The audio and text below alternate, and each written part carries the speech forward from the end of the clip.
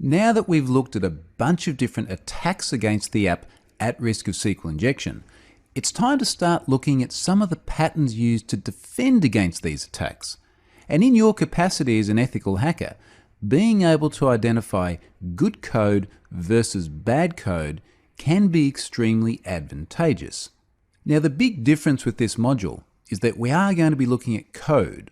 So to identify these risks, we're assuming that you actually have access to code, or you can influence either the way the code is written or the way the app is architected. So this is going to come at things from a different angle. Let's jump in and have a look at what we're going to talk about in this module. So in this module, it's all about understanding where the defenses should be in the code. We've seen what goes wrong when the appropriate defenses aren't there. What should those defenses be? And more importantly, how should the app behave once they're in place?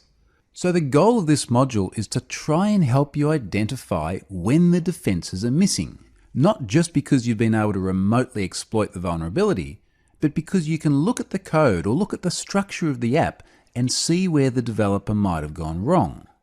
Now in this module, we're going to look at a heap of different good practices for building secure apps against the risk of SQL injection. But the idea is to try and apply many of these defenses together. So to take a defense in-depth approach. So what that means is that even though we're going to look at each one of these defenses in isolation, in an ideal system you'd have many different layers of them together. So they're complementary. If one layer isn't implemented properly, then you have the other layers. There's no single point of failure in the design of the app. And that's a good practice regardless of what it is you're defending against, whether that be SQL injection or other common risks in web apps.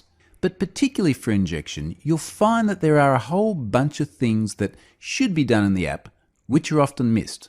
And it's when all of them are missed that we have the problems we've seen in the course so far. So with that said, let's jump into it, and we're going to start by looking at the right way to do error handling.